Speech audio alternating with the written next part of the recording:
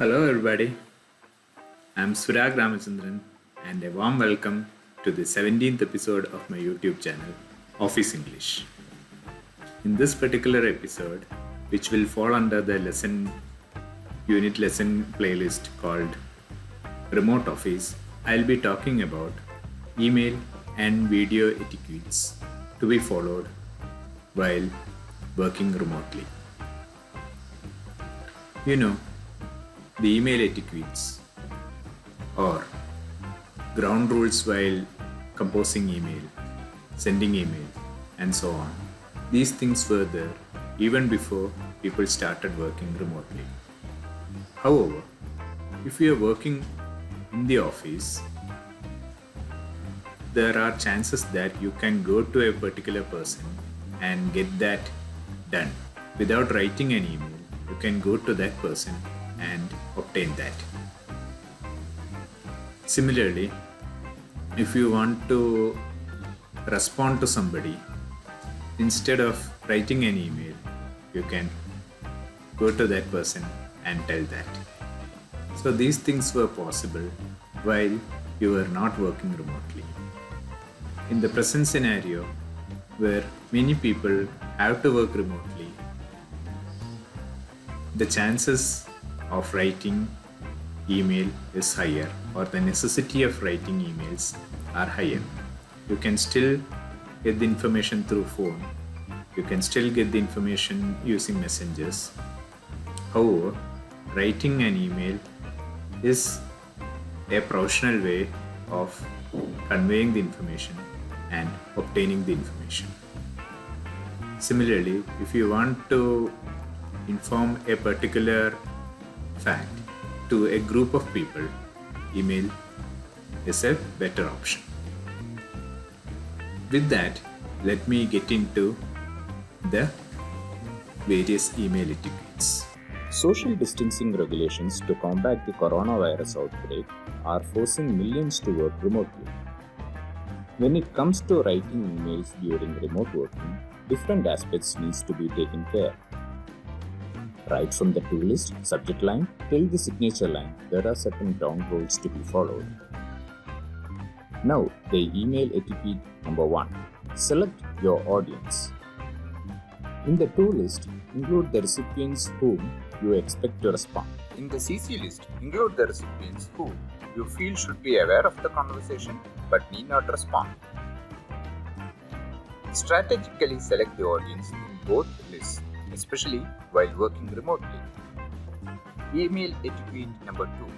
Be careful with BCC list. Remember, if you put someone in BCC, those in to and CC list won't see them. However, what if those in BCC responds to your email replying all? That will be considered by those in to and CC as a breach of trust. Therefore, generally avoid putting anyone in BCC. There are occasions where you can use BCC. If you are sending mass messages, you can put recipients in BCC so that the list won't be misused. Even if someone replies all, it won't reach others in the BCC. The recipients in the BCC won't see the email addresses of others. Email etiquette number 3. Write the subject line correctly. To make it easier, I shall give you 2 tips. One way to write the subject line is summarize the content in the email. Another way to write the subject line is specify an action. You can also keep the subject short, as in mobile phones, lengthy subject lines may get cut off. Email etiquette number 4. Timing your email. People may take a vacation even if they are working remotely. Therefore, if possible, do not send an email to a person putting them in to list if they are on vacation. Similarly, avoid late night and holiday emails, as that puts pressure on the recipients to respond. Show courtesy and be considerate. Email etiquette number 5. Decide when to click reply all. Not all emails require a reply all. Suppose a congratulatory mail is sent to your team member, keeping the whole organization in CC. Everyone writing on top of that, replying all, will spam everyone else's inbox. Hence, click the reply all button only when you feel the need for sending the message to all. Those were the 5 email etiquettes that can be followed during remote working. Hello, I'm back again. What I wanted to tell you is whether you're doing remote working out of choice or whether you're forced to do remote working.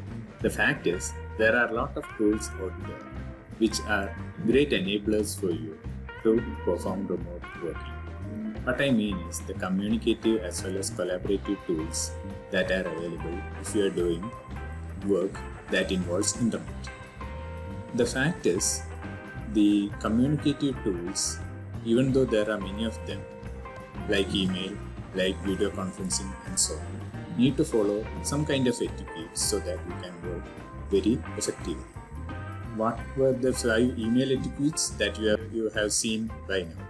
What I am going to present you is 5 video conference etiquettes that you need to follow while working remotely. So, over to you. Now, it's time for video conference etiquette during remote working. The future of work is still unknown, but video communications can help bridge the gap. Etiquette number 1. Do a sample voice test by talking for 5 minutes. Most of us do not like our own voice, but this is not a test of how melodious your voice is. This is the test for how clear you are while speaking. Whether you are so loud or so soft, or whether you need to adjust the distance, these kind of aspects are checked. Etiquette number 2.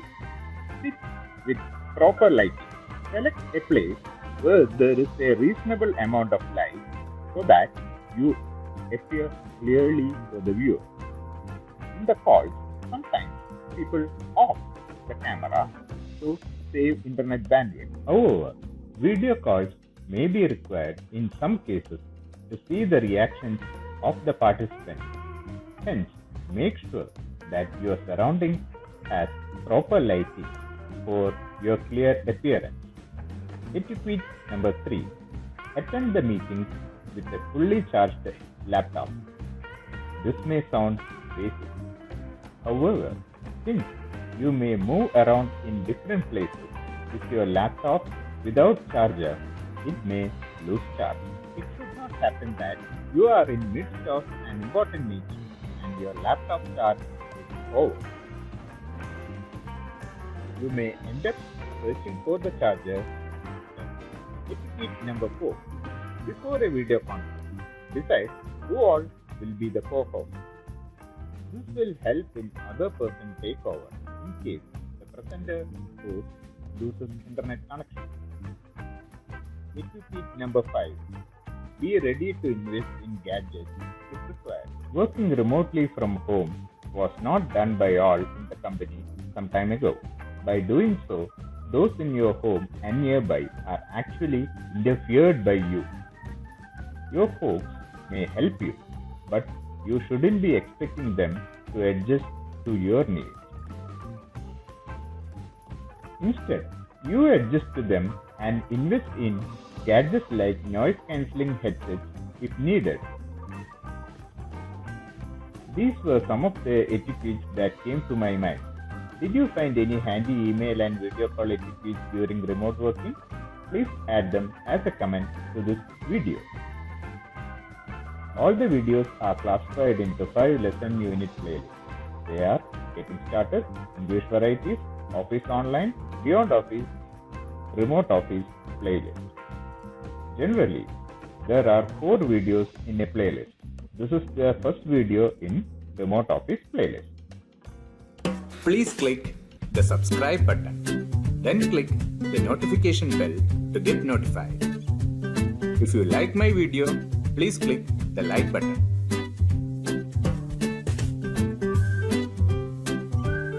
That's all in this episode. Bye for now.